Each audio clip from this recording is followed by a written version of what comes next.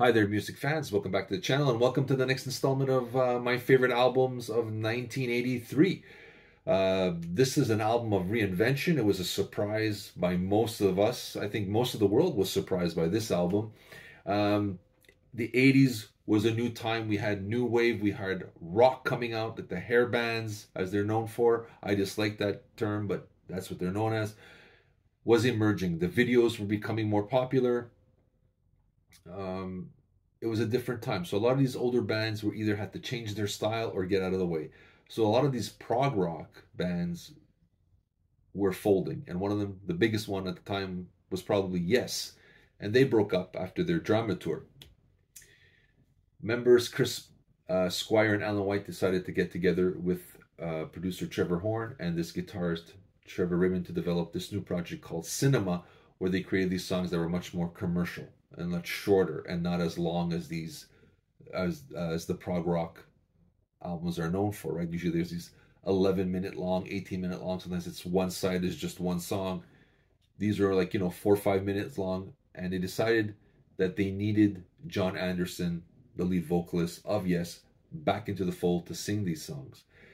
Reluctantly, they called it Yes. The album was called 90125, and the first single, Owner of a Lonely Heart, went to #1. I bought the album shortly after it was released, and I still think to this day it is one of the best sounding albums I have ever heard. I bought the remasters. It sounds even better. There are so many good songs. You have the vocal harmonies of Leave It, the sprawling epic song Hearts, Owner of a Lonely Heart #1. The great guitar playing on here, Hold On, is phenomenal. What else is on here? It Can Happen. The harmonies of It Can Happen. This is a great album. If anybody thinks it's not a good Yes album, go back to it. It is a Yes album. It's just a different form, but it is a great album nonetheless. It's again an alternate universe. This is a greatest hits package all on itself. I understand some of the older fans who were in the prog rocker had a hard time with this.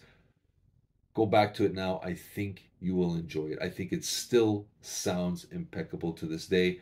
This is one of the surprises of the 80s. That's what made the 80s so great. You didn't know what was going to hit you next. This was one of the reinventions of all time. That and probably Tina Turner. But that's me. 1983, one of my favorite albums. Yes, 90125. Give it a listen. I'll put some songs down below. Let me know if you heard of it. Were you around when it was released? Did you get into it later on in life? Love to hear from you. This is Stephen from the Roundtable with my next selection, 90125, of one of my favorite albums of 1983.